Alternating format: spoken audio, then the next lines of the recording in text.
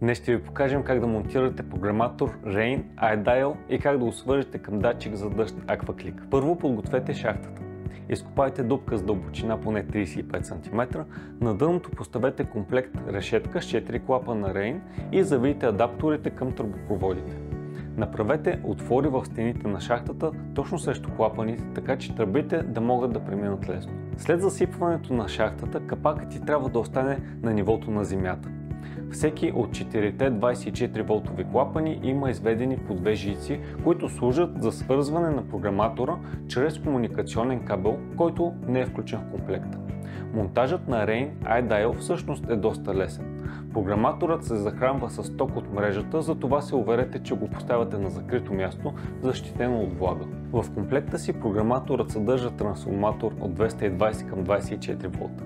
Сигналът му към клапаните също е 24 волта с цел безопасност. Може да управлява до 12 зони в зависимост от модела и е с 4 програми на работа.